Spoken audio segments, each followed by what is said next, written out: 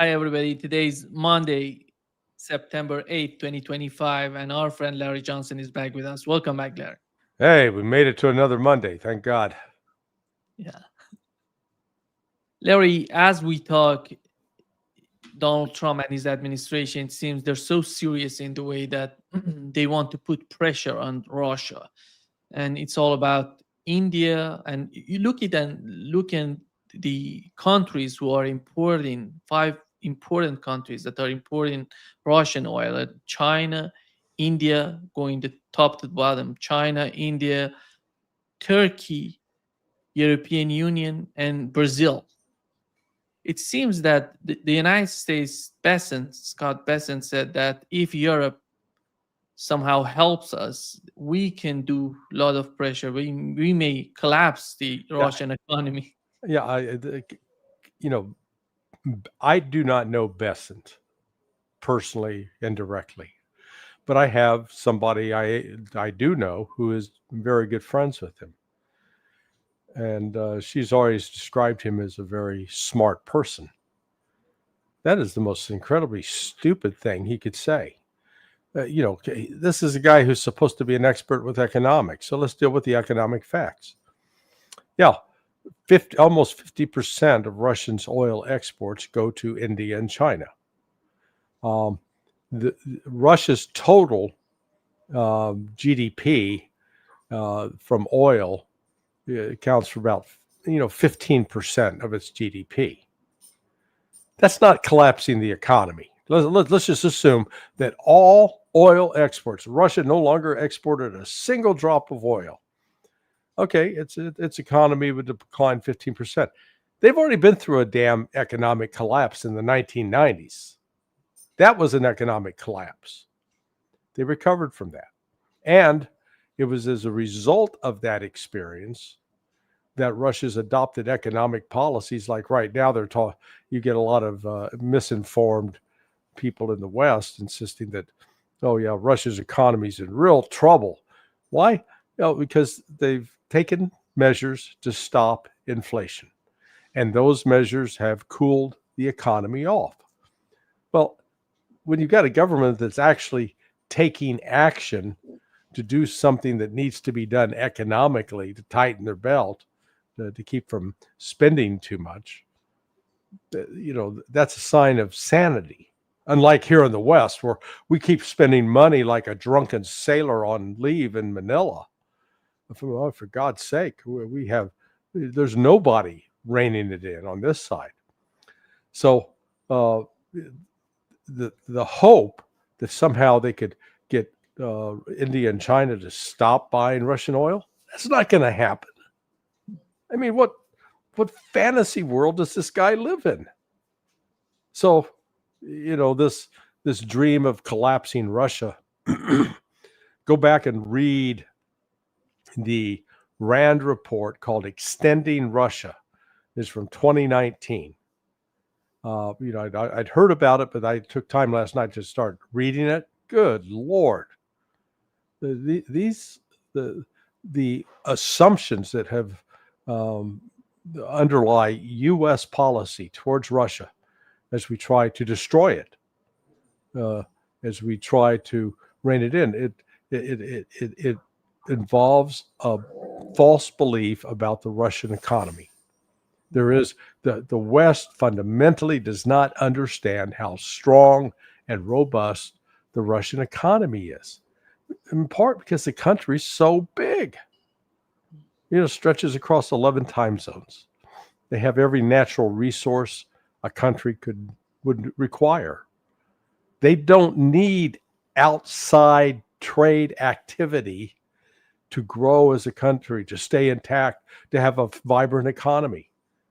They've got enough internally to entertain themselves completely.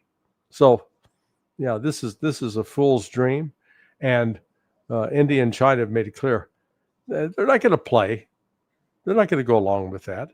And if Europe is stupid enough to try to sign on to that, good luck. Europe is in no economic position to threaten or bully anybody.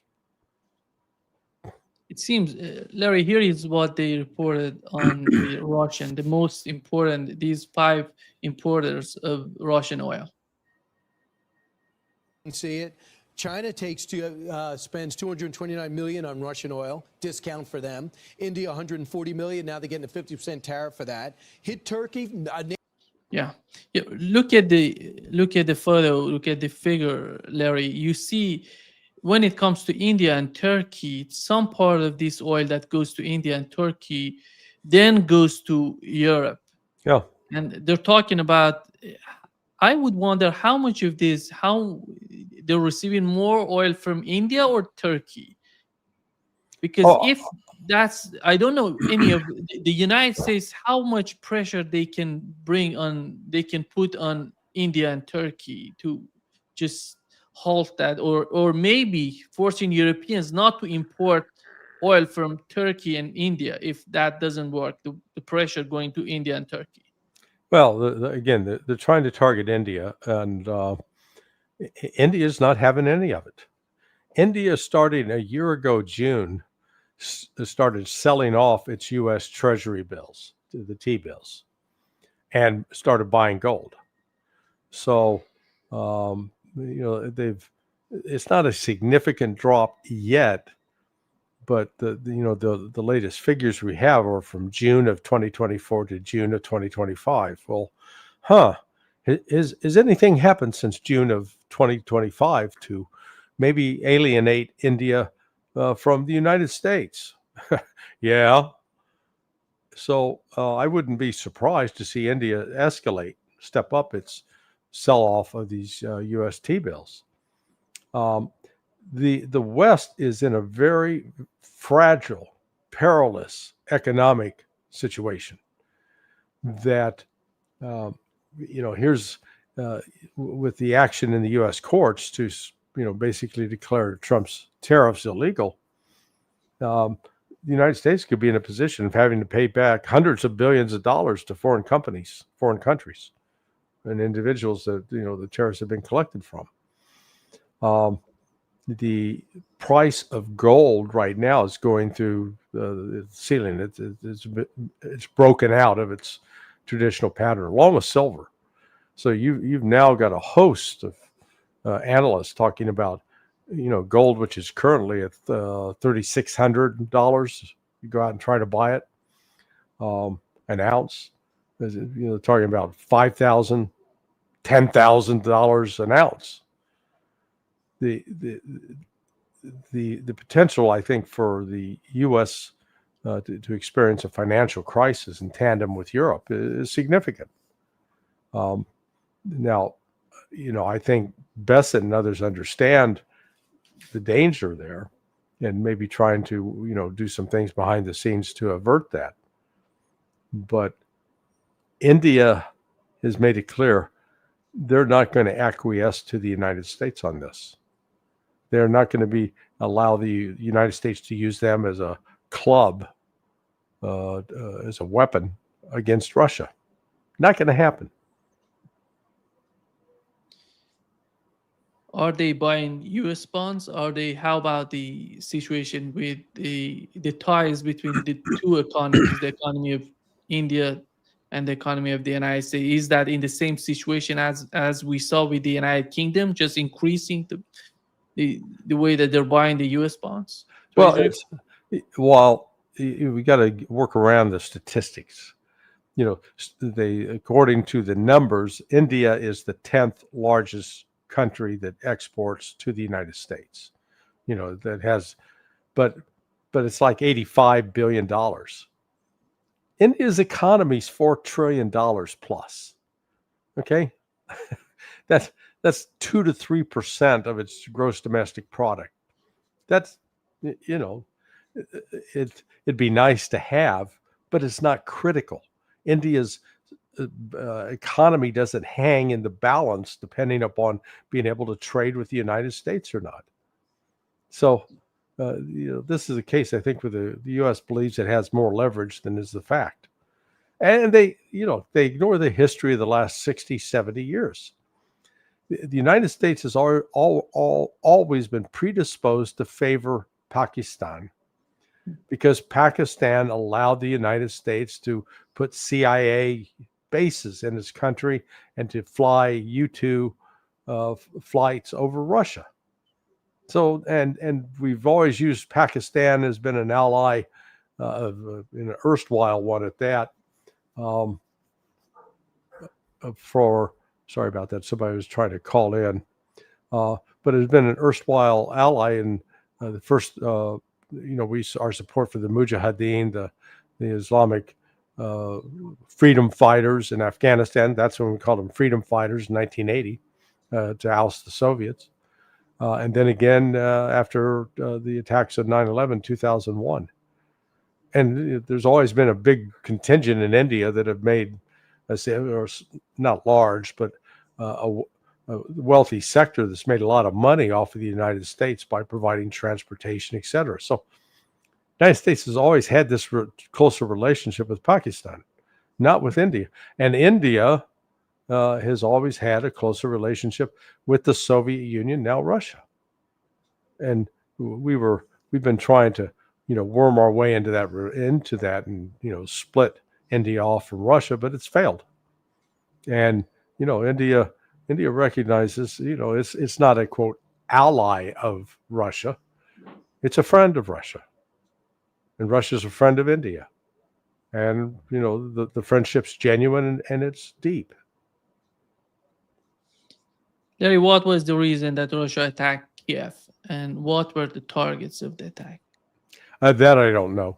I mean, there's been a lot of attention paid to one of the drones hit one of the government buildings where the cabinet meets. It was done at night. So did Russia do it? Maybe. Was this a false flag by Ukraine to set up a pretext to justify attacking government buildings in Moscow? Perhaps. With each passing week, Russia sets a new record for the number of drone and missile strikes on Ukraine.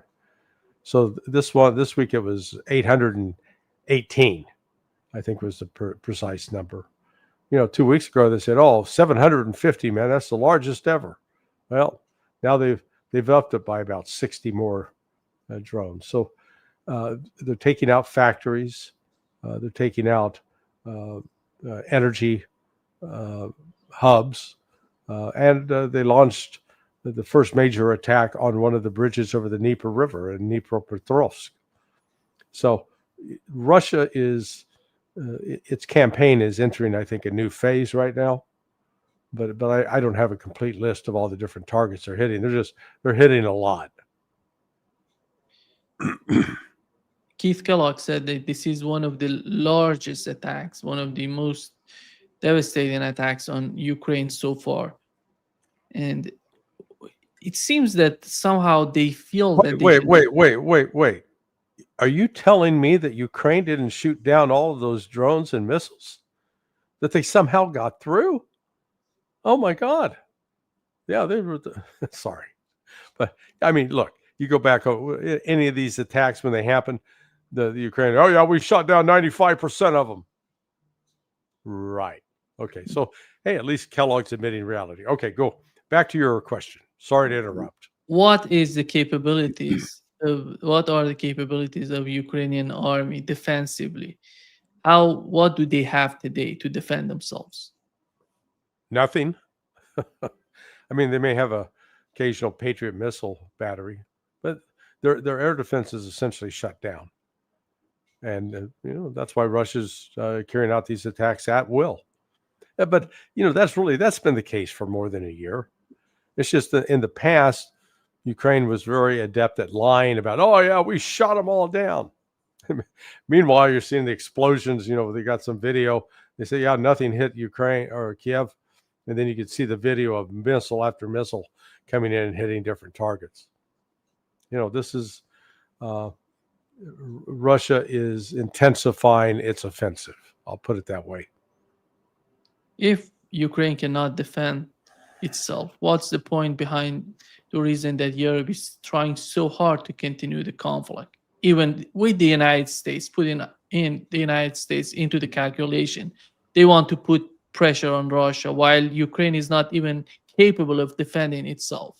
What's the point on their part? Yeah, the entire foundation of Western policies over the last 4 years, oh hell, last 10 years, has been predicated upon destroying Russia, breaking Russia up, using Russia as a wedge to go after China. And, they are Kubler-Ross in the 5 stages of grief. When somebody experiences the death of a loved one, one of those stages is denial. So the West is still Ukraine's dead. The West is in denial. They're refusing to admit what is in fact taking place.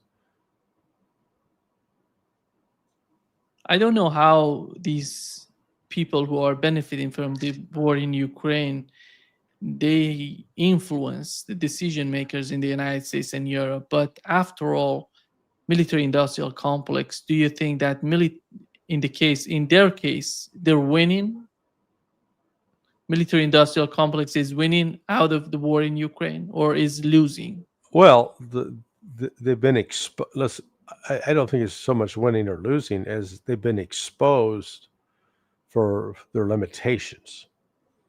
So I think there's always been going into the special military operation, there was the general assumption that the West had this most powerful industrial complex producing the best weapons, the most sophisticated weapons, and being able to produce them in quantities that would stand up in the event of a conventional war. And what Russia has exposed in the course of the special military operation is the West is, maybe a mile wide, but it's an inch deep. There's no depth. So, they hadn't calculated on the fact that, like yesterday, they fired 800 plus drones and missiles. Well, let's assume that you had enough Patriot missile batteries in Ukraine and that they tried to shoot down all of those. We would do the math. Each Patriot missile battery would fire at a minimum 2 missiles against each incoming target. Well, 2 times 800, that's 1,600. Well, Lockheed Martin is, they're only producing a total of 550 of those missiles a year. They can't ramp it up. They can't say, oh yeah, all I've got to do is add more workers, work 24/7, and we'll turn out 1,000 a year. 550 a year. Right there, that one attack yesterday would have completely depleted over 3 years of production. So, yeah, the Patriot missile battery does some things, but it's been exposed as completely incapable of countering and defeating what Russia's firing at Ukraine.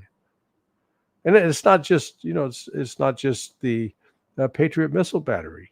We've seen the same with the M777 howitzer, with the artillery shells that are used in that. The West can't produce enough. Every other major, missile system, ATACMS, they don't, a limited number on that front as well. So what you've got in the West is, in the United States, is very expensive military hardware that's produced in low quantities that is quickly exhausted if it's put into a modern battlefield. Yet the shareholders of those corporations are doing quite well because the United States continues to spend the money on them. And as a result of the exhaustion of a lot of the NATO supplies, NATO's supposed to, on the books, they have to buy more from the United States. So those companies, if that you want to call that winning, they're winning. Larry, we had Donald Trump and Putin talking to each other more than, I think, 5 times they talked to each other. And the last time they talked, it was directly, they talked in Alaska. And what is that? Are we going forward? Are we moving towards some sort of settlement in Ukraine? Or the situation didn't change so far. No, there's no settlement. The only settlement is going to be Ukraine's going to surrender at some point. They'll be defeated militarily. There's no negotiated. There is no path for negotiations to bring an end to this. Not going to happen. So, people, if they want to waste their time talking about it, go ahead, but that's not going to happen. It seems to me that the United States, the only option on the table for the West and United States together with Europeans would be negotiations. And on the part of Russians, they can choose between negotiations and battlefield. Well, no, look, Russia's made it very clear. Look, if you want to settle this, and I put a piece up at sonar21.com 2 days ago. You've got Putin speaking. It was at this it was a Slovenia summit back in summer of 2001, and George W. Bush was president. So George W. standing there next to Putin, and Putin pulls out a document. He says, "Look, we've just declassified. This was written in 1954." So I think Stalin was still around.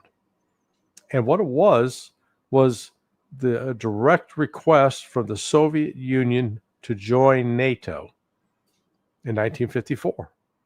And George W. Bush goes, God, he just laughs like a jackass.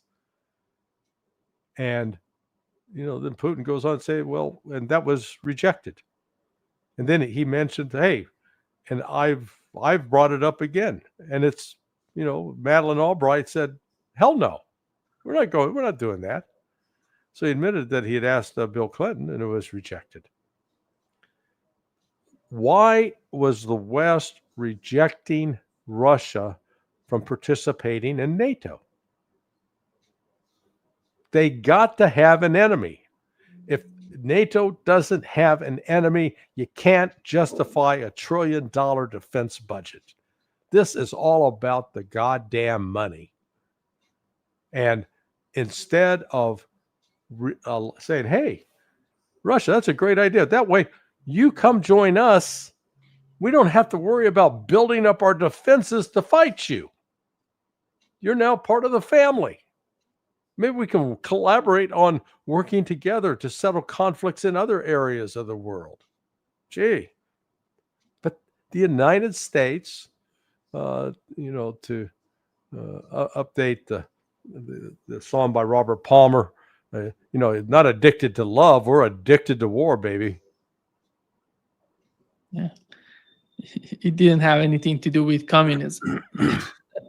What? Communism? No. Well, they keep trying to portray Russia as communist today. It's like they're authoritarian. Yeah, again, it's just another lie from the West.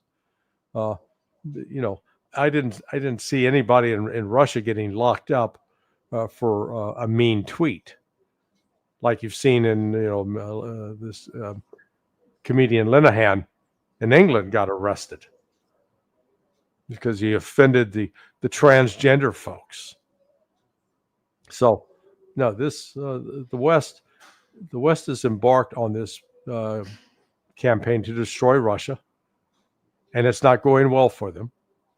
And Russia's made it clear: NATO, get the hell away, back off. You're not gonna set up shop in Ukraine, and these territories that were Russian speaking, they're now part of Russia's Federal Republic. Recognize and accept that. And regardless of whether you recognize or accept that, that is the reality. They're not going to back away or change that. If anything, they're going to take more territory, and they're going to take, I think, all territory east of the Dnieper River before this is over. It seems that there is some sort of conflict within the administration and decision makers in the United States. On one side, they want to see Russia as the enemy of the United States, worst enemy. This sort of mindset of the Cold War coming, and on the other hand, they want to be somehow deal with China. They don't know how to do it. They want Russia to be closer to the United States in order to deal with China. It's somehow amazing to me how they can put these two together, these people. It is some sort of internal conflict when you look at it. Well, it goes back to the mindset. When they look at Russia, they don't step. The average, the policymaker, the pundits, the think tanks. They start with an assumption that Russia's an enemy and an adversary, so we got to figure out how to contain it. I'd say scrap that. Let's start with an assumption Russia's a friend and an ally, someone we can work with, or we've got a lot of interests that converge. So let's change our attitude. But and that's really what we're talking about here. It is the underlying belief of the elite in the West about how to view Russia, how to view China, for that matter. China is now also viewed as an enemy. Oh my God, we got to look how big they are. Look how large their military. We got to stop them. Hey, well, they haven't been running around the world killing people like the United States has been. So let's back away and figure out how can we work together. Now I think the Trump administration's a bit panicked over China's growing influence in South America, and the Iran already has close relations with Venezuela and supplied them with attack boats that can be used and missiles to go along with it that can be used against the U.S. Navy. But you've got China's growing relationship with Brazil, a growing trade relationship on top of it, and so the United States is, I think in a mood to try to stop these countries in Central and South America from having any relations with anybody outside. You got to be married to us. You can't go out and have relationships with anybody else. And the U.S. Has become accustomed to its hegemony, and that's going away now. Looking at the Trump administration today and compare it to the Biden administration, do you feel that they're more realistic with the U.S. hegemony? Do they want to really put an end to the U.S. hegemony, in your opinion? Oh no, because one of the main discussion that I have usually with my guests, and especially with Alex Craner, is somehow he believes that Donald Trump would do something, and we had this sort of hope. You and me, we had it before. How do you feel today? How do you see it today? It's one thing to listen to Donald Trump's words. Let's look at the actions. They've deployed a fleet of naval ships off the coast of Venezuela. They've got 2 Marine Expeditionary Units, MEUs, they're called, MEUs, 2,200 Marines in each of those ships. So 4,400 Marines. And now a batch of F-35 jets deployed to Puerto Rico to be prepared to launch missions against Venezuela. Trump's not interested in putting aside all the past wars. And again, look at his words when he came into office. Taking over Greenland, taking over Panama, now threatening Venezuela, continuing to arm Ukraine. Yeah, I really like Alex. I consider him a friend, but I think he's unduly hopeful and optimistic about Trump. And the fact of the matter is, I think it was it John Helmer the other day that made the observation that look at who Trump has surrounded himself with as advisors. You have the same group of ardent Zionist neocons that were proliferating inside the Biden administration. In fact, you can argue that you compare Marco Rubio to Anthony Blinken. Rubio's more bellicose than Blinken. And we never had a situation where the Biden administration blew a boat out of the water just because they claimed, oh, we think they're a bunch of bad guys. We think they're moving drugs. That story is provably false on every dimension. But most Americans go on, hell yeah, that's great, yeah, kick ass. So Trump's not taking us towards peace; he's taking us towards a war. Do you feel that something would happen with the case of Venezuela? And I don't know what's going on in the mind of the Trump administration, but if they learn something from what's going on, what has happened so far, I would suggest they should not go to war with Venezuela. I think that the United States is ultimately going to carry out military strikes inside Venezuela. If Trump and team are stupid enough to land troops in Venezuela, good luck with that. I'd love to see them get to Caracas, see how that's going to go. There'll be hundreds of dead Marines. Now they're potentially going to kill thousands of Venezuelans, but then at this point, Trump will have created, will have reignited hatred of the United States in Central and South America like we haven't seen in a generation. The image of this brutal government in the United States killing Latinos. This is the United States is not in a position where it's so economically strong that it can afford to get into these kind of military adventures. You mean that they're gonna bomb Venezuela by fighter jets without going on the ground? So if that would be the plan, what is the outcome? Just punishing the government in Venezuela? That's the whole. Yeah, all they're gonna do, but they'll kill some Venezuelans, they'll destroy some equipment, but the U.S. has this false belief in the superiority of air power, that air power can accomplish everything. It can't. We proved that against the Houthis in Yemen.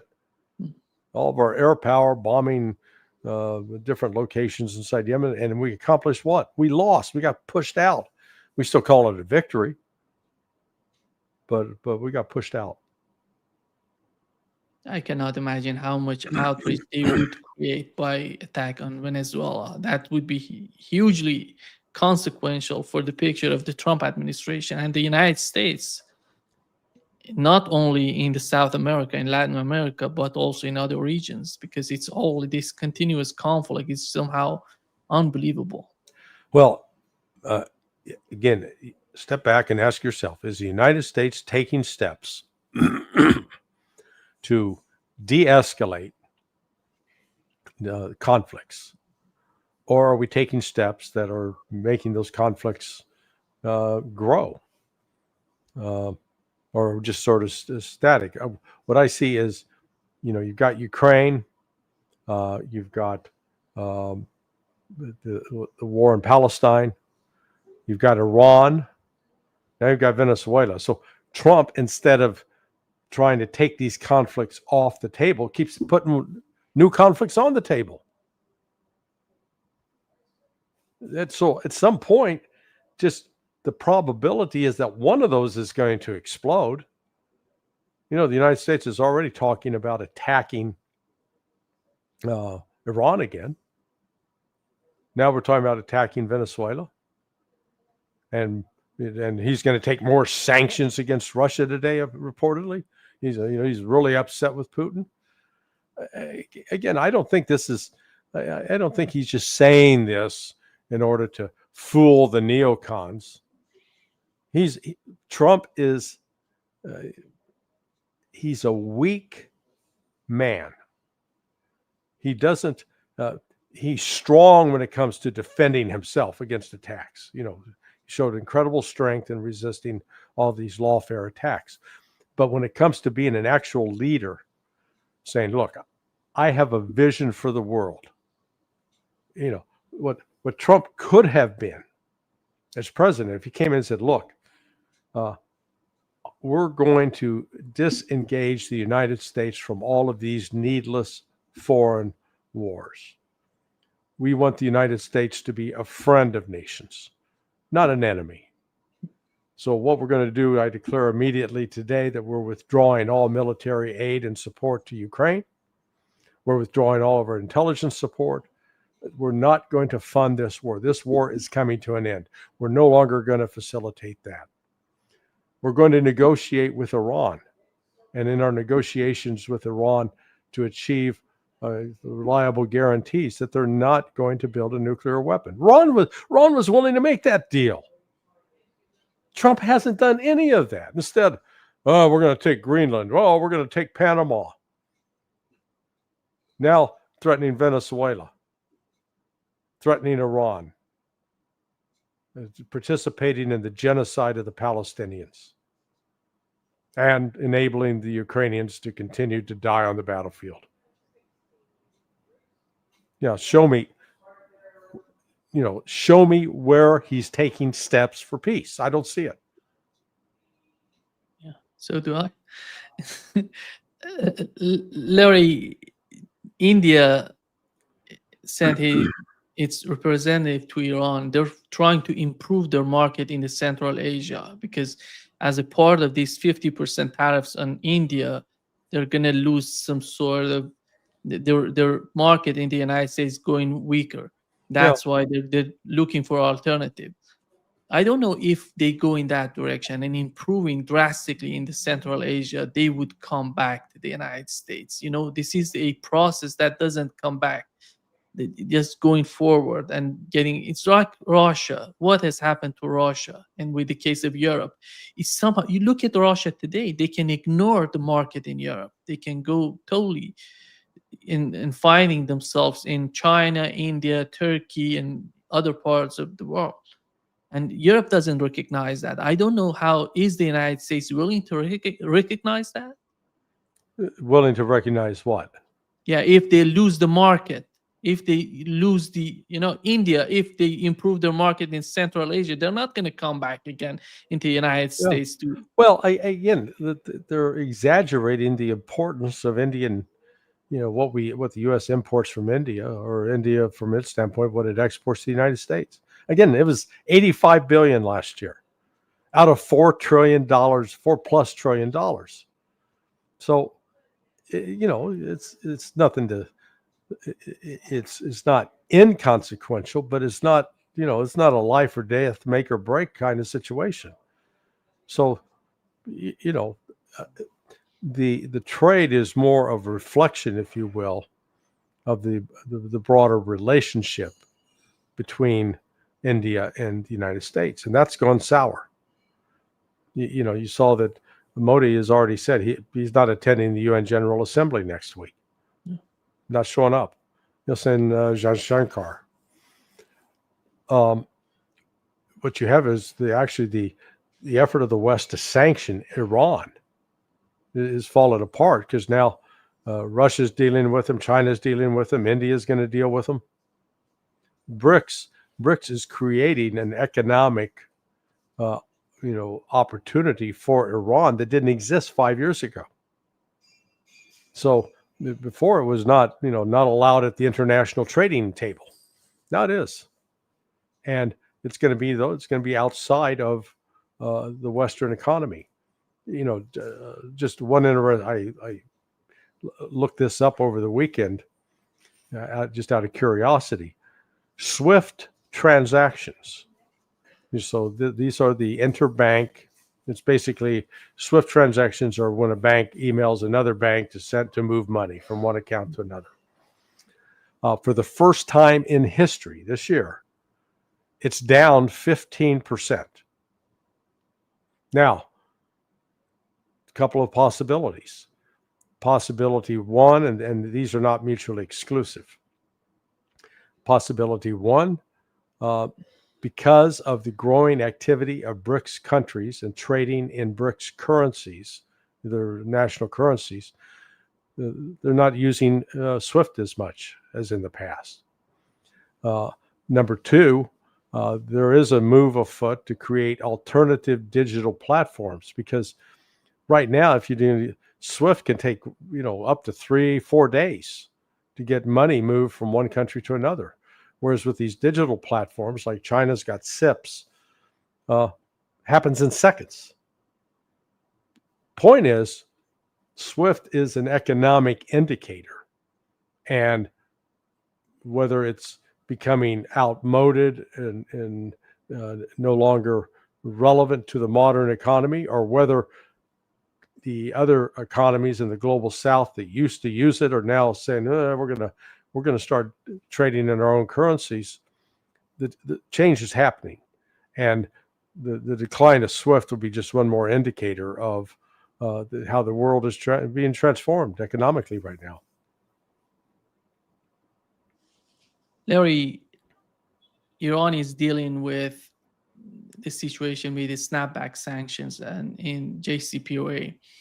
And yesterday Iranian parliament wanted to vote to somehow leave NPT, and but the government, Pezeshkian government, asked them just to not vote for that and just stop it because they're trying to do something with the United States and with Europe, especially with Europe. And Iranian foreign minister said that as a message, he posted on X that Britain, France, and Germany, in your own interest, you should change course. I don't know if these countries are in a position to decide about it.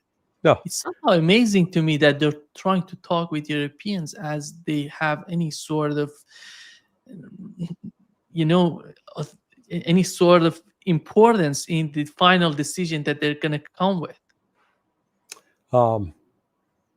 Pezeshkian and Arakshi are terribly naive, in my view. They still stupidly believe that there's a negotiated settlement out there with the West. If only they dress right or say the right thing or do the right, that the West will suddenly like them. The West hates Iran. It wants a regime change, period. No more Islamic Republic. Really, they're fools. But they're going to learn the hard way. This is like that old story about, the turtle, the scorpion climbed on the back of a turtle and said, "Here, can you get me across the water?" And the turtle said, "No, you'll sting me and kill me." No, I won't. Come on, I promise, I'll behave. And so the turtle lets the scorpion on. They start across the river. Midstream, bang, bang, bang. The scorpion starts stinging the turtle, and as the turtle's dying, they're both drowning. And the turtle said, "But you promised you wouldn't." And he goes, "I can't help myself. It's my nature." That's the West.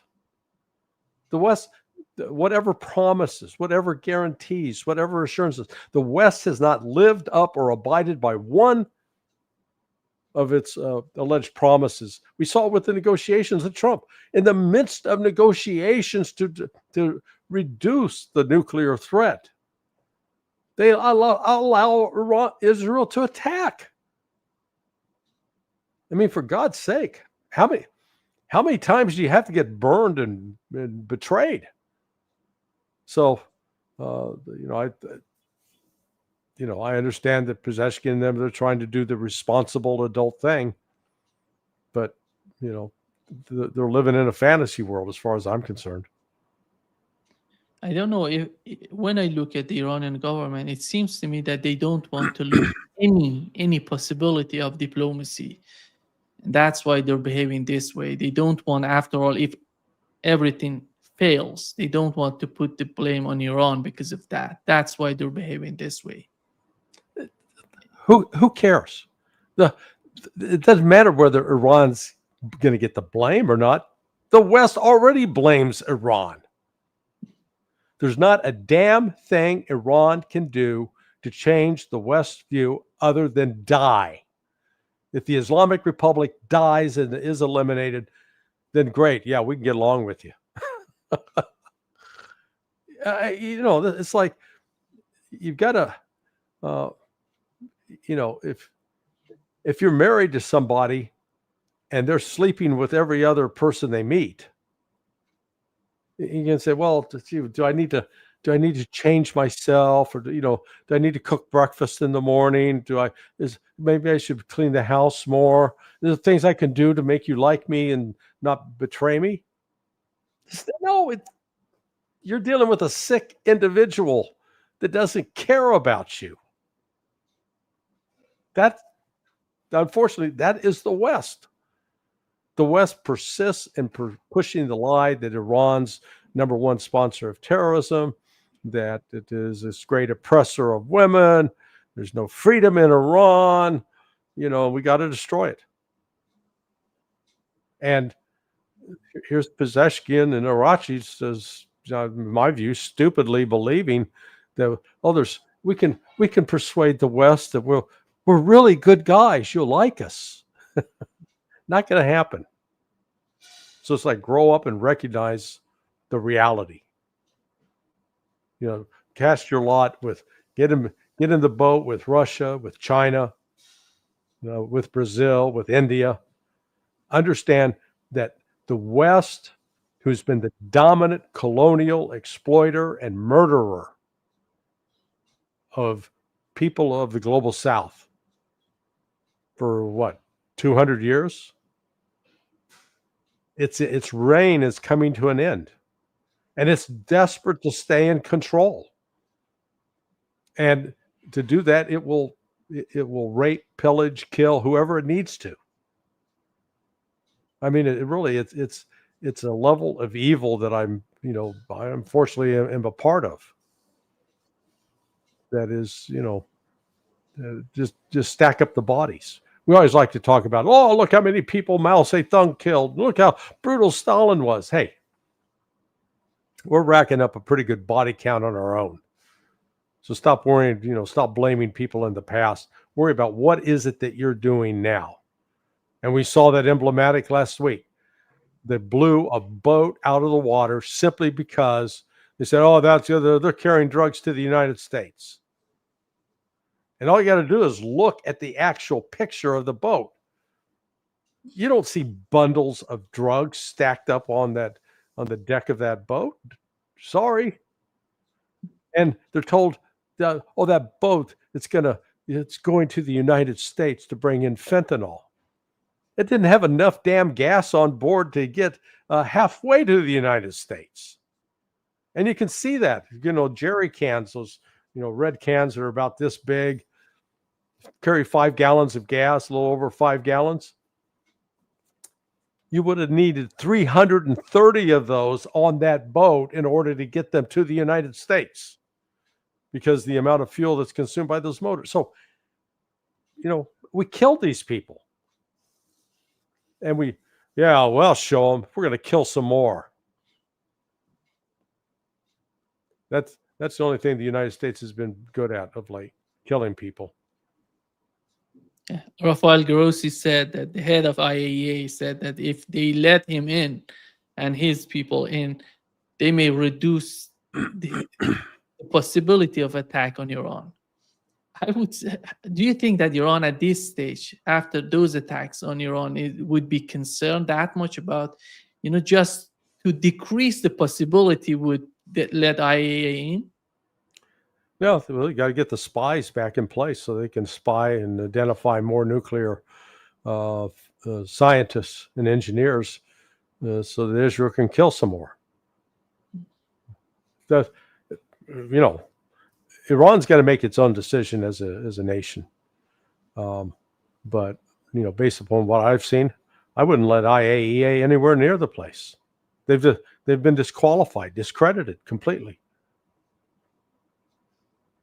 And tell them, go to Israel. When Israel signs up, then we'll sign up. Otherwise, screw off. We are an independent country, and we're going to pursue our country's interests.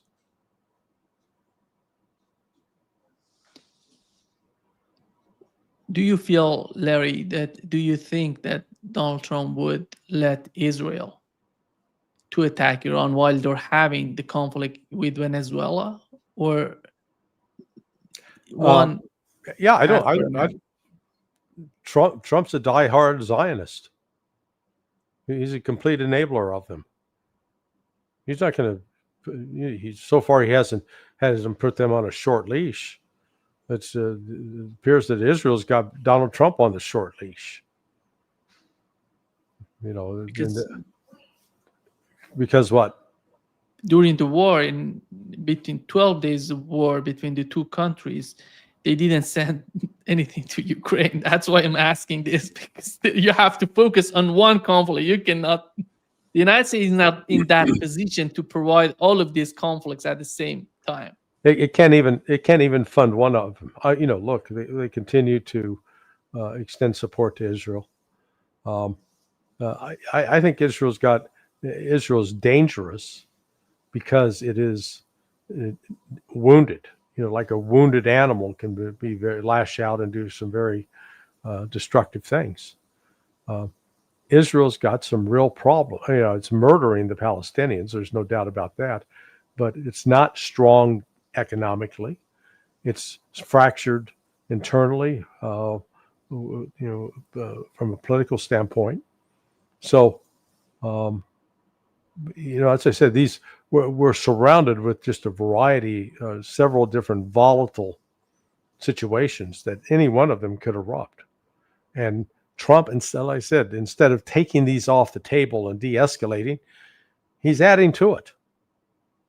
So, and we haven't really discussed the implications of an international financial crisis that's looming over the West.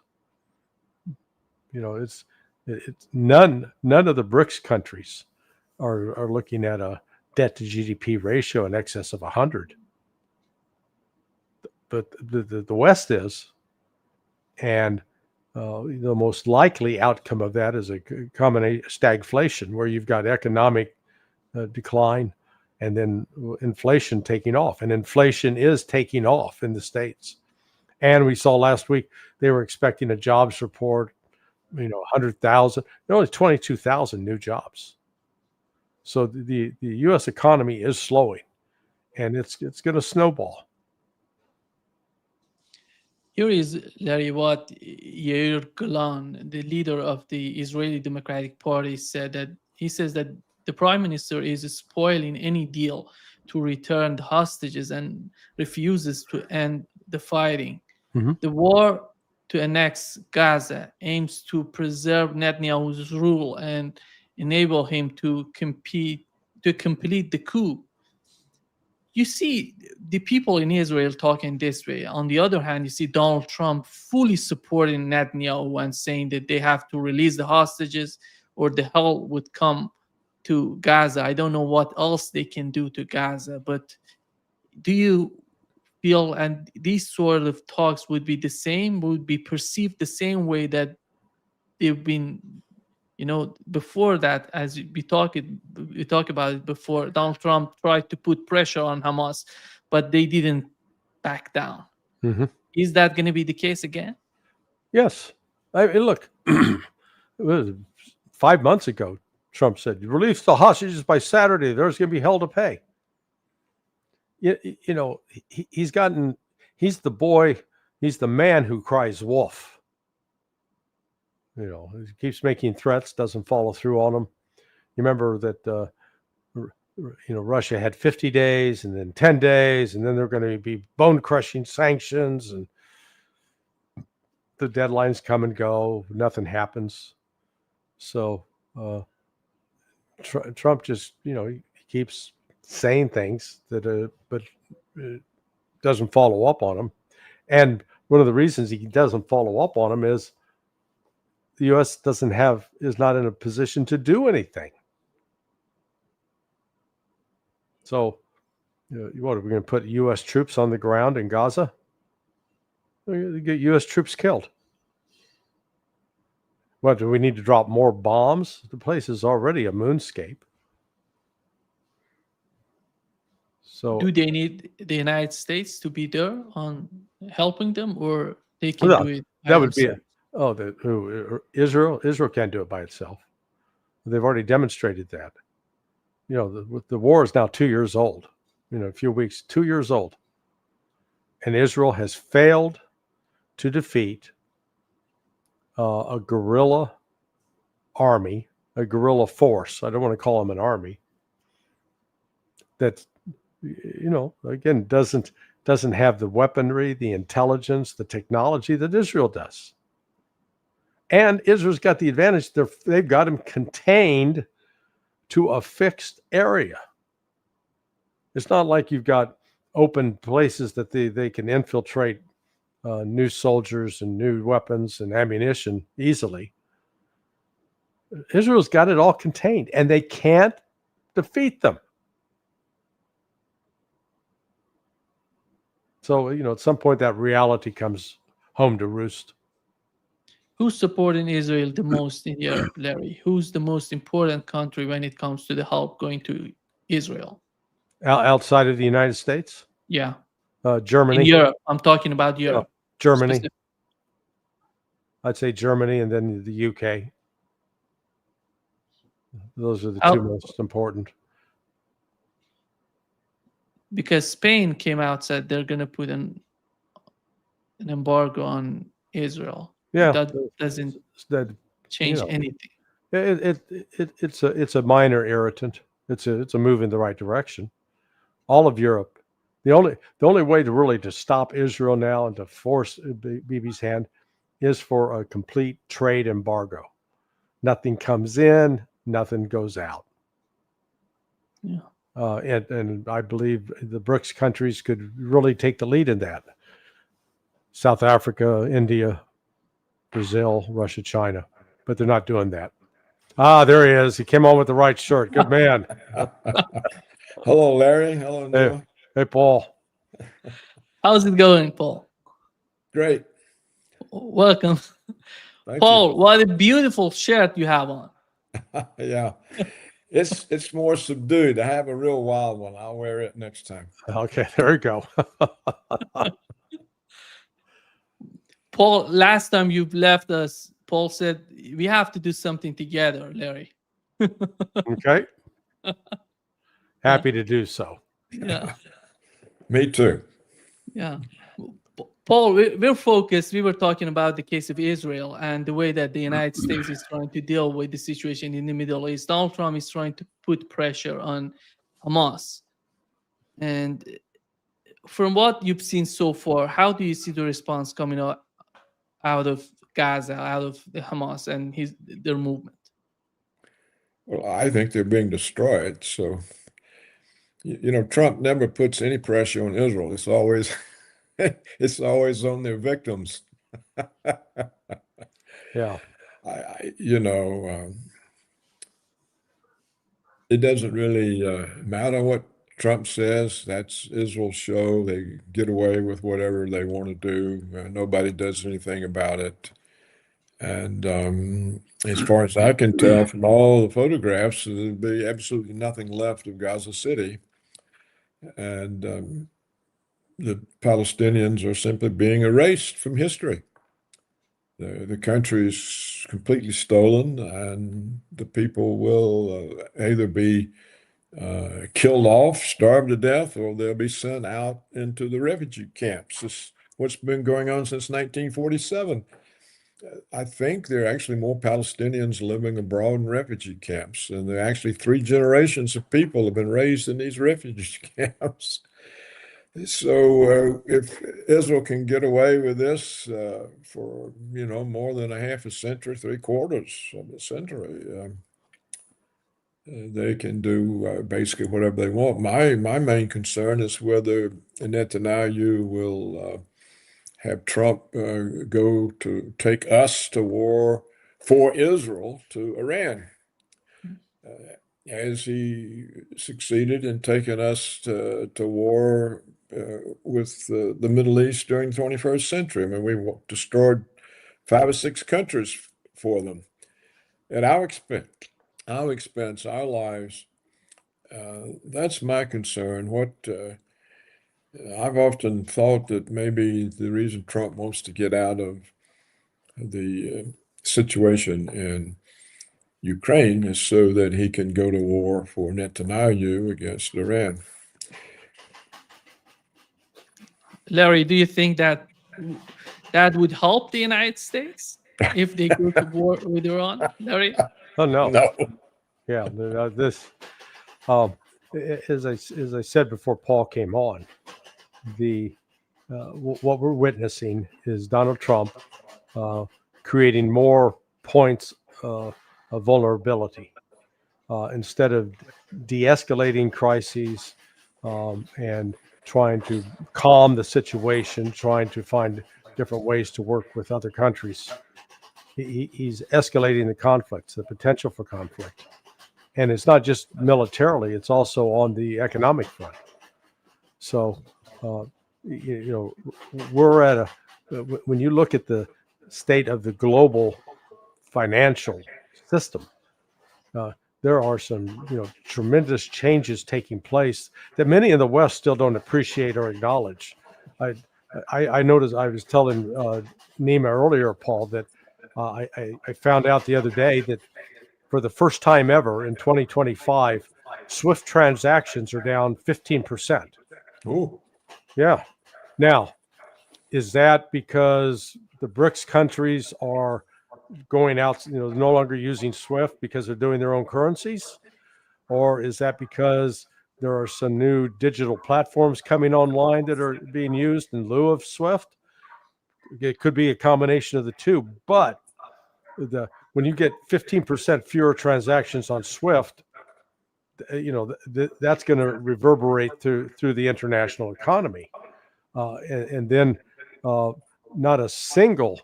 When you look at the what's happened to India a year ago started selling off its T-bills, and it started buying gold, and we don't. And that was comparing June to June 24 to June 25. Well, has anything happened since June of 2025 that might make India less inclined to buy more T-bills? Oh, let me think. Yes. Yeah. So, I think Trump, instead of trying to calm, pour oil on troubled waters, man, he's setting the waters on fire. Yeah. And he's isolating the United States. Yeah. And he's cutting us off from all the business deals that the new organizations in Asia will bring into being. We are simply excluded from the rising part of the world. This is folly. Yeah. Well, and look at, nobody in the United States, I haven't seen anybody in the United States really cover it from mainstream media that, China stopped buying soybeans from us, and they're purchasing them now from Brazil. So you had all these soybean farmers that, and John Deere is complaining that they're not able to sell their tractors now. And so you've got some real disruption, I think, in the agricultural sector of the economy in the United States, and it's just being sort of ignored, papered over. Yeah, that's true. That's true, Larry, all across our economy. I just read that 2/3 of the high-tech labor force in California are on H-1B visas. So there's not even any high-tech jobs for American graduates of Caltech, Georgia Tech, MIT, the rest. So it's an ignored situation, just as you said. Yeah. Hey, Nima, I need to jump. Okay. Thank you, Larry. All right. Always good to see you, Paul. Thanks. Yeah, Great. Larry, it's a pleasure to see you. Maybe Nima will do a program with the two of us. Yeah. I'd be up good. for that. Sure. Okay. Good. Bye-bye. See you, Larry. Bye-bye. So long. Paul, what's going on right now? As we talk, there is a summit, online summit, BRICS online summit going on by Brazil asked for this summit, then they're talking about, I would assume they're talking mostly about the United States and the behavior of the government of the United States in terms of putting pressure on China, India, and Brazil in order to somehow, with the case of the secondary tariffs, by the way, to put pressure after all eventually on Russia. What comes to your mind when it comes to these countries coming together to somehow defend themselves against these tariffs, unfair tariffs that the United States is trying to put on them because of the war in Ukraine? What would be the nature of these talks? What do they want to achieve, in your opinion? Well, first of all, I think these talks are new because they now have the courage to resist Washington because they see alliances with Russia and China, which are rising powers that resist Washington, and also Iran resist. So they've got more confidence than they had in the past. In the past, they would have been afraid to annoy Washington in any way. And now they've seen that they have an opportunity to maybe get out from under Washington's control.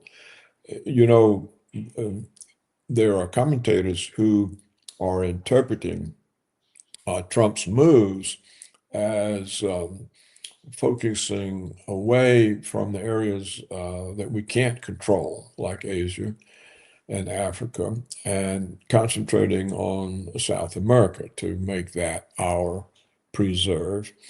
And, even threatening Venezuela with military intervention. And so the South Americans may be realizing that, the Americans are going to enslave us even more if we don't do something.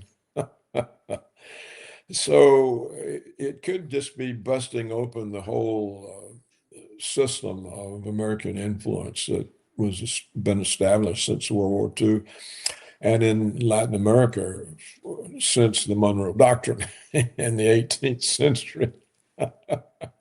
So it's in a way hopeful because it breaks up the possibility of war. The West ends up isolated rather than dominating. And when you're isolated, it's harder for you to start wars.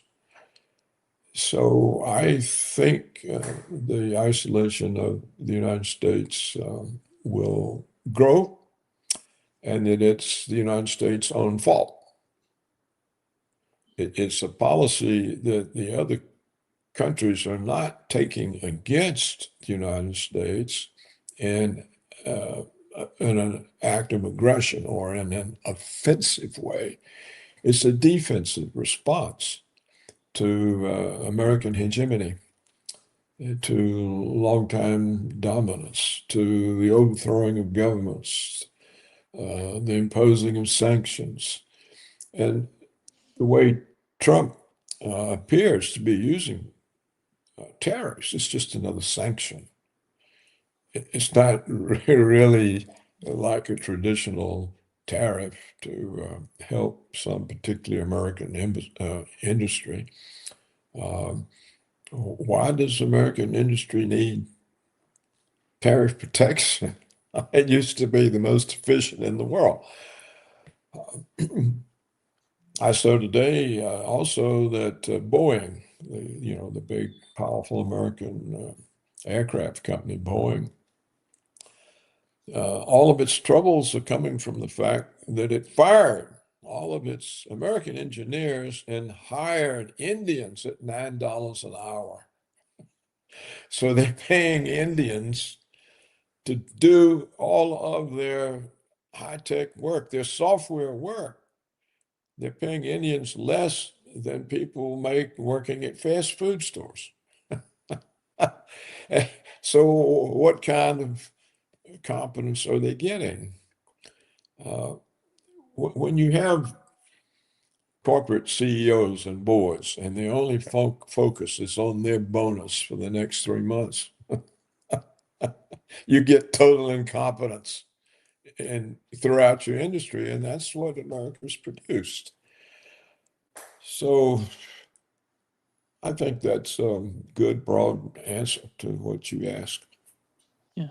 Paul, here is what Lodnick said about India. Doesn't yet want to open their market, stop buying Russian oil, right? And stop being a part of BRICS, right? They're the vowel between Russia and China. If that's who you want to be, go be it. But either support the dollar, support the United States of America, support your biggest client, who is the American consumer, or I guess you're going to pay a 50% tariff, and let's see how long this lasts. I think he was trying to say, stop being India. India, stop being India. How they can stop being part of BRICS? They're the foundation of BRICS. Yeah. He came across to me as desperate. Desperation. Stop doing this, stop doing that, stop. Well, this is what happens when you start bullying countries who've had enough of being bullied. India for the longest time was totally dominated by the British. And once they got free of the British, they fell under our domination.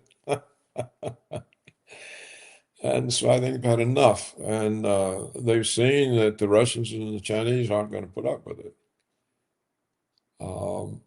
And so, the main consequence, I think, anyway, and I'd be interested to know what Larry would think about this, but I think the main consequence of the threats to India was to completely remove the antagonisms between India and China.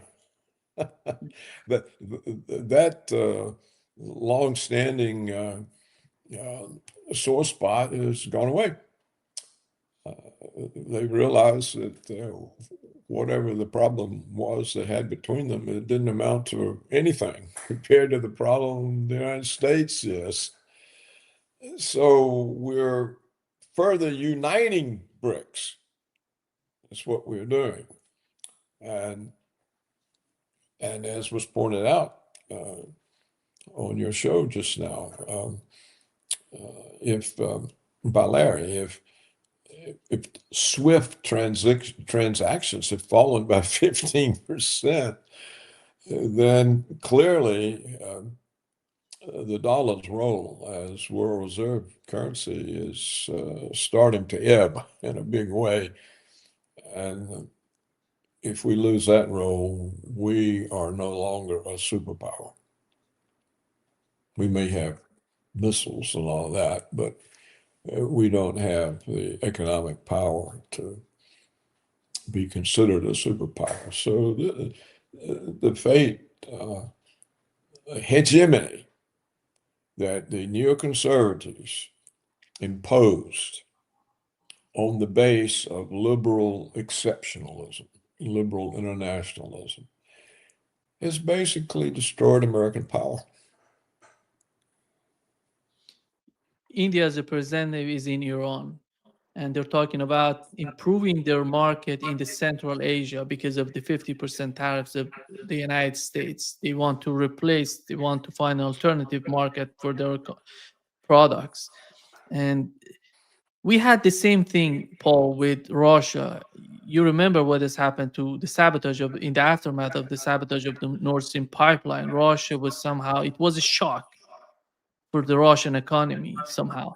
But they managed to replace Germany with other options, with other alternatives.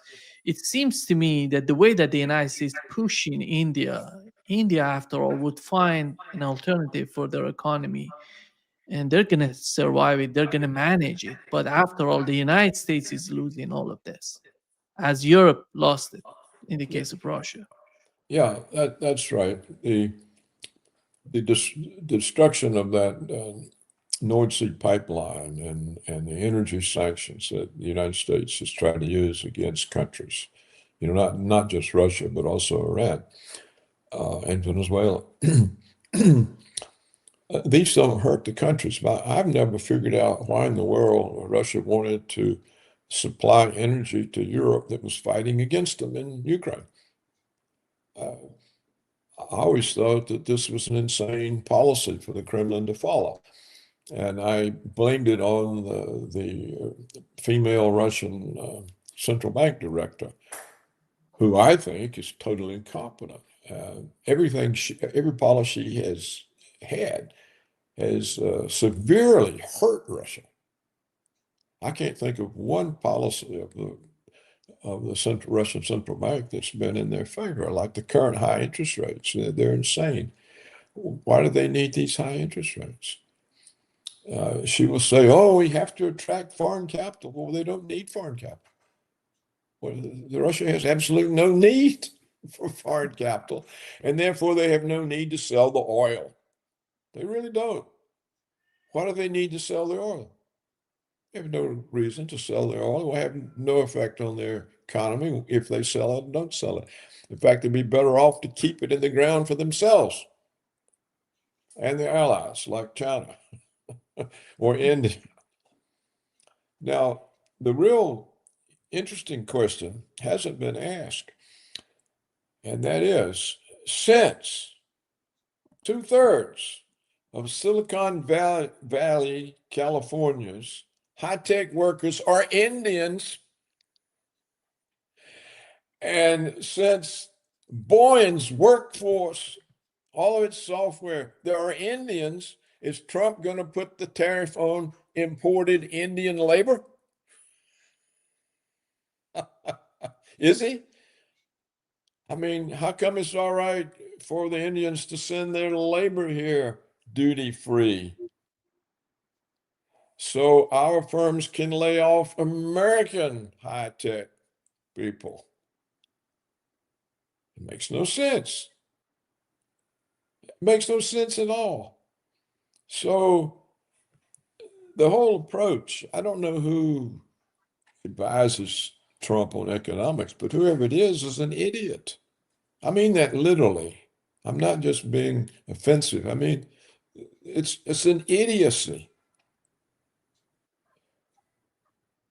2/3 of Silicon Valley, these are largely Indians. Boeing's high-tech workforce, these are Indians in the United States. So where's the tariff? This is imported labor, just like any other imported product. Why isn't there a tariff on that?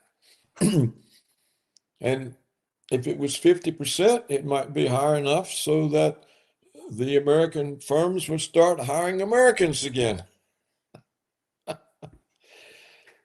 When you have an economy like we've had for decades, in which all the employment is government, health and human services, and waitresses and bartenders, you don't have an economy. You haven't got anything to export. You would think there'd be some focus on that, but there's zero. I've been going on about it for decades. I can't get any attention to it because it serves the short-term bonuses of the executives running the show. Anything they can do to lower costs pushes up their bonus. So when you run the economy that way, you're destroying it. You're running it in the ground. And you think Trump would want to do something about that. I agree with you that all of these tariffs on other people won't affect them. It won't have any adverse effect on them. And it's not going to stop India buying Russian oil. Paul, what do you make of the Trump administration deciding to change the name of the Department of Defense to Department of War? Oh, that's very honest. It's what it used to be called. But you see, the liberals started hiding behind euphemisms. Oh, we're not for war, we're just for defense. So it's the Department of Defense is a euphemism, particularly for the United States, which has caused wars everywhere. In the 20th century, all over the Middle East and North Africa, Sudan, Somalia, Afghanistan, Iraq, Syria, Gaza. The Gaza war is our war. It's our money, it's our weapons, it's our diplomatic cover. So, you know, it is what we are. We're a nation of war. So Trump is honest. It's a Department of War. It's what it used to be called when we were an honest country. Before we became hiding behind euphemisms. So more power to him. I'm pleased he did that. That's the first honest thing I've seen in a long time. Does it mean that they're gonna find more conflicts? And not necessarily, because now if the people start seeing it as a Department of War, rather than as something defending them, but as something that's threatening them with war,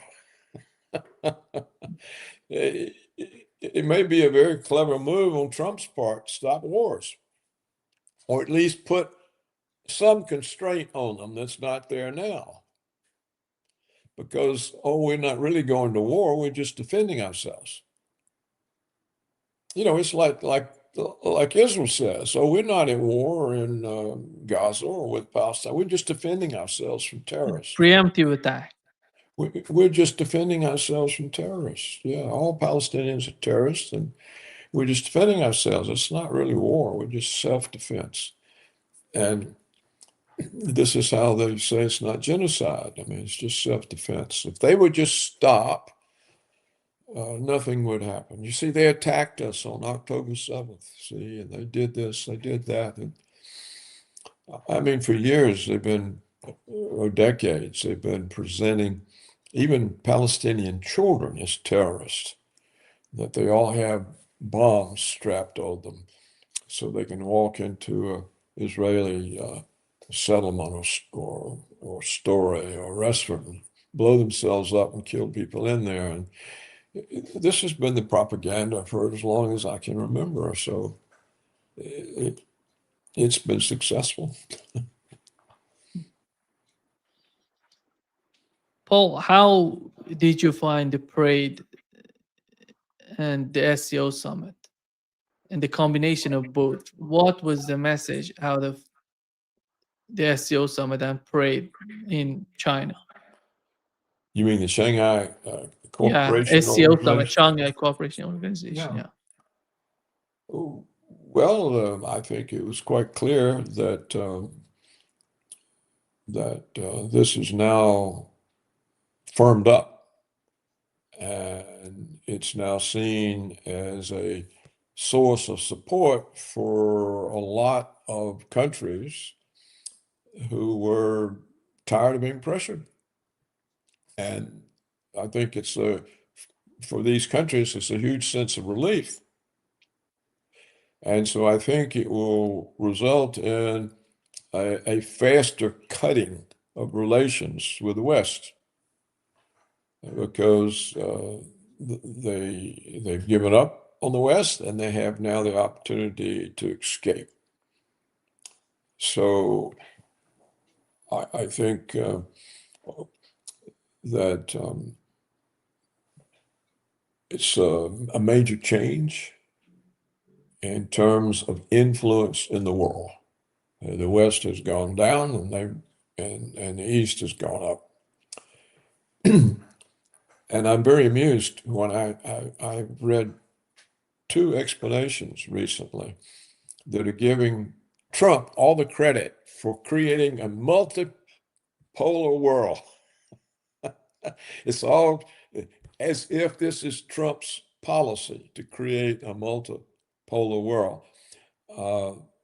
Both of these articles I saw are really giving all the credit to Trump that belongs with BRICS.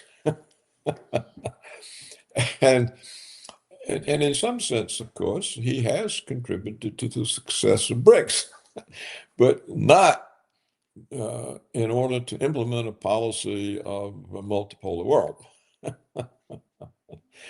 He's contributed to their success for all the things we've been talking about today. Threats and punishments and tariffs. Yeah, that's a collateral damage. Yeah, right.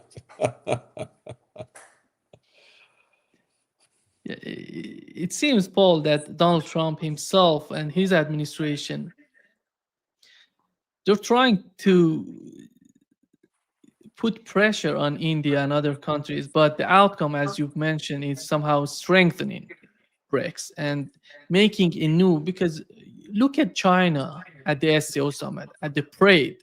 China's message was so clear to the United States. Clearly, they were talking about the United States when they talk about cooperation and or confrontation. One, you have to choose.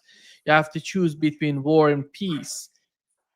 But it doesn't seem that anybody would care. Donald Trump said that he was watching what's going on in China, but I don't know if he got the message of China.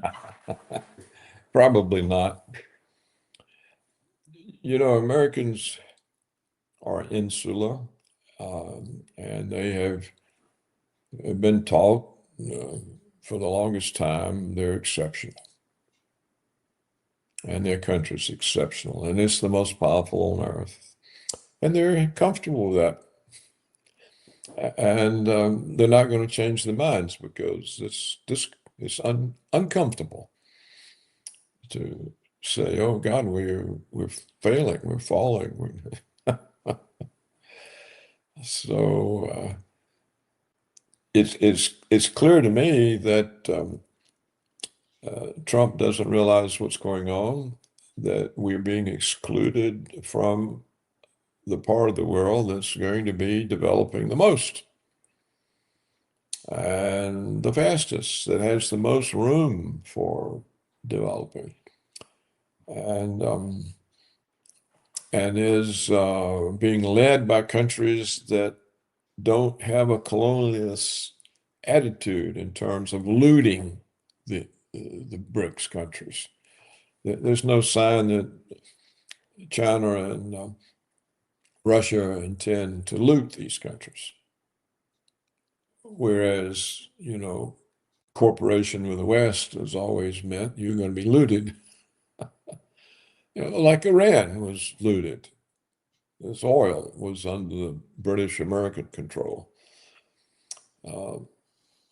Most countries in the hands of the colonialist West were looted. So it's a much more promising situation, and we've cut ourselves out of it. We're not going to be part of the business deals. It's not our big construction companies who are going to be involved. It's not our banks that's going to be involved. It's not going to be our machinery. And so we have impaled ourselves on the use of coercion. The United States is so accustomed to coercion that it doesn't know how to be diplomatic. And that's a lost skill. And we see that with Trump. He relies on threats. But not just Trump. the United States has relied on threats since the end of World War II. We were careful about how many threats we made to the Soviet Union. We never provoked the Soviets the way we provoke Putin. So in a way, we've gotten worse.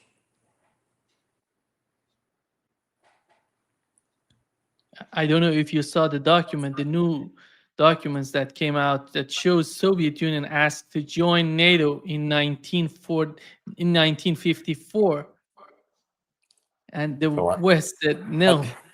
These are the new documents, and you know the problem was never the communism. The problem was bigger than that. The problem was Russia. They don't want Russia to be friend. They want Russia to be the enemy. And there is no end to this sort of mindset in the United States, as we talk. Yeah. Well, are you sure those documents are real? Yeah, it's Putin. Well, you Putin see, released these documents. well, the documents that the Soviet Union wanted to join NATO in 1954, that's 2 years before Khrushchev denounced Stalin. So I would have thought they were still pretty much an ideological force, the communism in Russia. And it's hard to see the basis of that because there was an ideological divide. And I mean, it lasted much longer than it was real. But in those days, I think it was still real. Now, it could be that Stalin just didn't want to be confronted with military force, and he didn't want to have to organize the Warsaw Pact. I can't remember the date now of the Warsaw Pact. I do know that it didn't exist until about 5 years after NATO. So we provoked that kind of confrontation by organizing NATO. The Soviets didn't organize the Warsaw Pact until 5 years later. Yeah. So this could have been Stalin's alternative to having the Warsaw Pact and all the military expenses. You know, the war was devastating for the Soviet Union. And Yeah. Warsaw Pact dissolved in 1991. was when? In 1991. No, that's when it failed. I mean, that's when Yeah, it was it failed. over. But when did Yeah. it start? It started 5 years after NATO. So when did NATO start? In 1955. 55? Yeah. NATO started? No, I'm talking about the Warsaw Pact. Well, okay. Well, then see if in 54 Stalin wants to be part of NATO, then it could well be that was his choice to having to organize a counterpart, because organizing a counterpart meant they had to have troops based there, they had weapons, and they were probably needing all their investment to get out of the manufacture of weapons because the economy had been so badly ravaged by World War II. So it could be an absolute true thing that they said, let us join NATO. But you see, it wouldn't serve the purpose of the military security complex.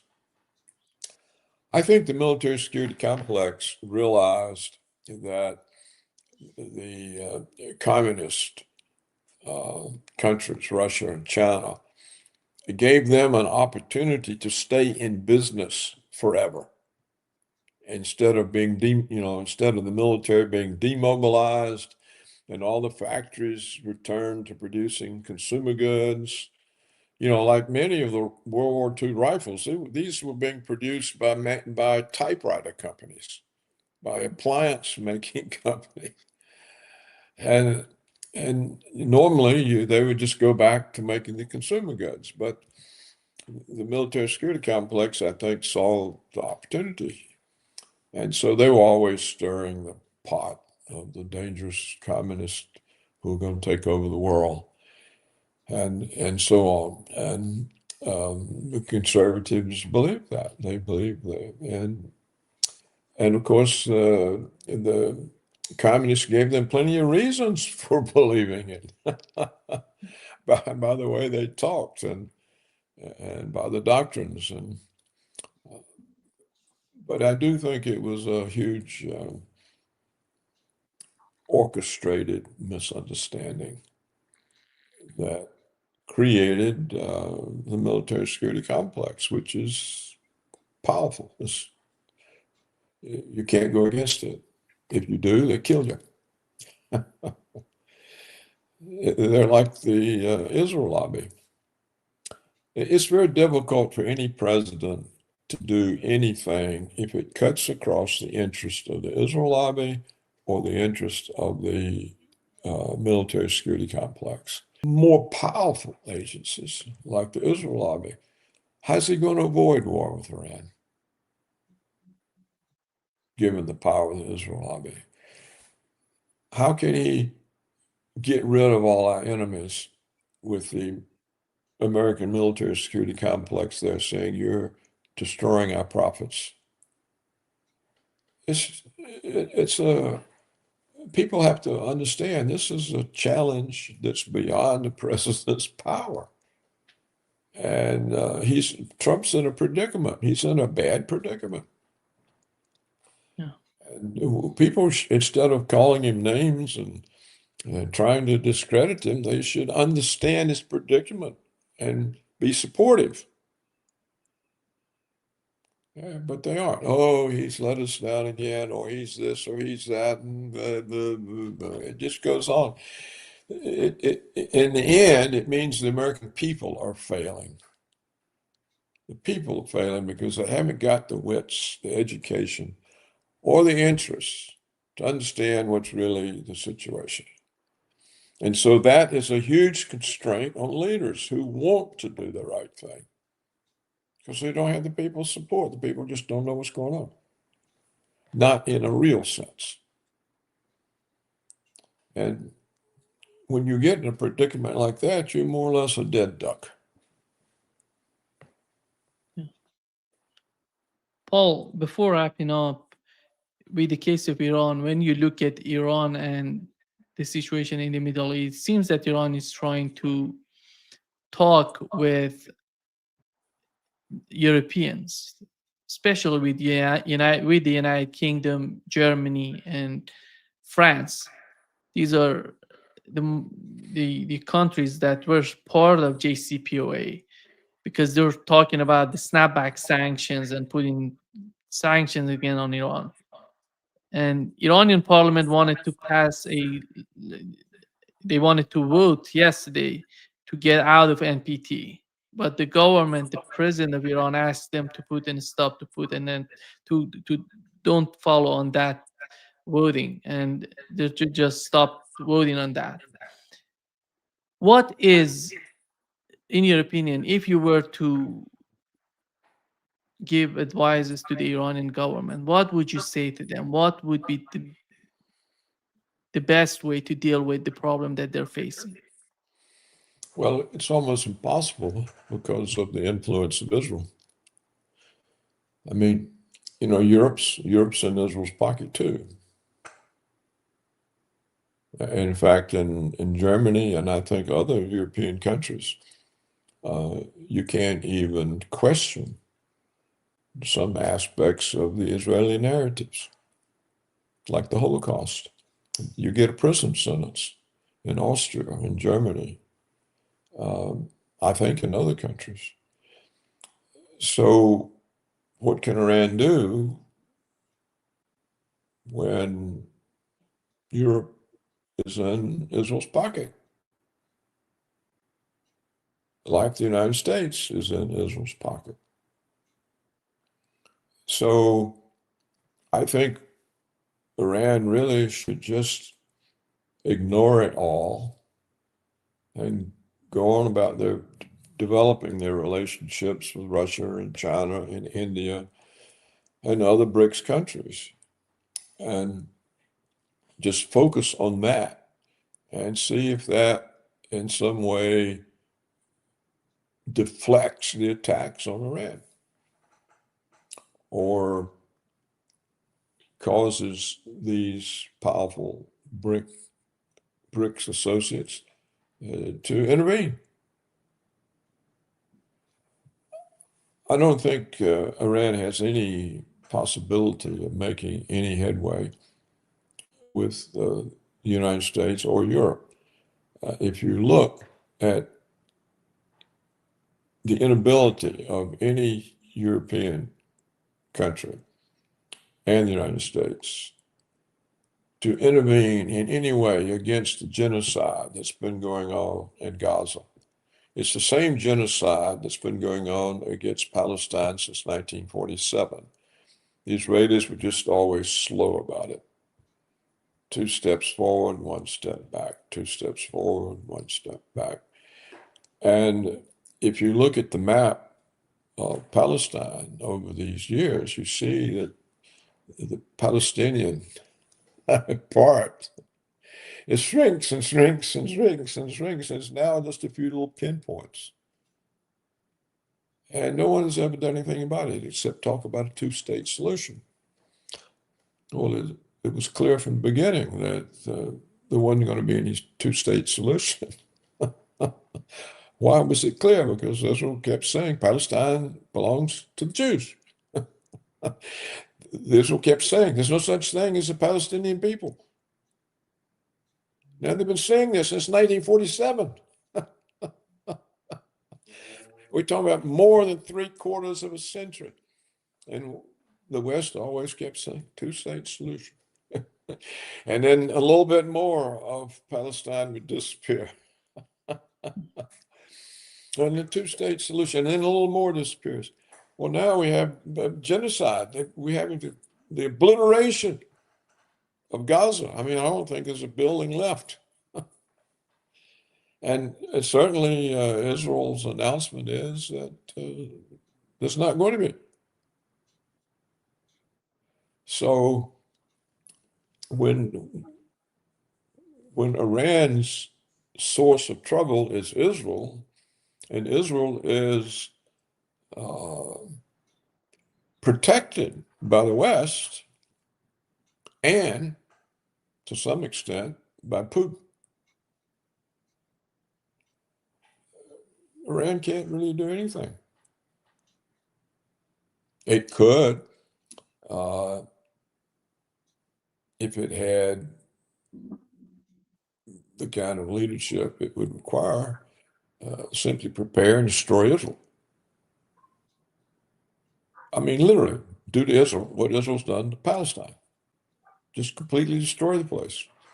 But it's not going to do that. That takes a form of decisiveness. That's what the Romans did to their main enemy on the other side of the Mediterranean, Carthage. It's rare that anyone comes up like that. Actually, it's what Lincoln's Union Army did to the American Plains Indians. It simply exterminated them. So it does happen. But that's about the only thing Iran can do other than just ignore and focus, put its energy in developing its relations with powerful new countries. And it should really do whatever it needs to do to get from Russia sufficient S-400 air protection systems that the Israelis can't continue assassinating their leaders. The fact that Iranian airspace is not completely, totally defended, in my view, this is an absolute nonsensical thing. And the fact that Putin didn't step in long ago and provide that protection. It shows that even Putin is kowtowing to Israel. So there's not going to be any resolution of the Israeli claim to Greater Israel. That's an Israeli claim. That claim keeps growing. You know, we pointed out they added not only half of Saudi Arabia, but Pakistan to Greater Israel. So as long as that's the Israeli goal, the only thing that can come from the Israeli Iranian issue is one destroys the other. And Israel hopes to use the United States to destroy Iran, like we did so many other countries for Israel. And Iran doesn't seem to have that thought in mind. So, as I said, Iran should be developing its friendships with China and India and Russia and the rest of them, and focus on selling its oil to BRICS, because BRICS need energy. And just forget all about the West. Some years ago, I wrote that the solution for Putin was simply to turn his back on the West and quit trying to appease them and quit trying to negotiate with them, because it wasn't going to go anywhere. And it hasn't. It hasn't gone anywhere. It's gotten worse and worse. And the more Putin negotiates, the worse it gets. So why should Iran reproduce Putin's folly? This is folly. And you can more easily avoid conflict simply by turning your back and going to do something else and just ignoring them. I mean, of course, you want to maintain your defenses, but just ignore them. Quit, you know, and Russia can't do that because it's got all of these people who are just so much in love with the West. They just want to be westernized. Like Putin's delegates to peace conferences. These people, they're not even Russian. So really, I think that what we saw in the Shanghai corporation meetings was more confidence among the BRIC nations that they could turn their back to the West and they don't need the West. And they can go on and do something on their own and have only their own systems and don't have to be begging for sanctions to be taken off, or begging to be allowed to use SWIFT, or begging not to have their central bank reserves confiscated. You just go on and develop on their own and simply avoid all Western institutions. And the notion that somehow Trump is a possibility of fixing things for them. You know, Putin's negotiators keep coming up with this idea, oh, Trump and Putin are going to fix things. They're going to bring us back together again. They're going to avoid nuclear war. Nonsense. It's nonsense. They need to simply say, hey, look, we can't get anywhere with these people. Look at the mess we've gotten in trying to get somewhere with them. All we've done is expand NATO on our borders. We now got Sweden and Finland. And we got this war in Ukraine that the whole West is talking about putting troops there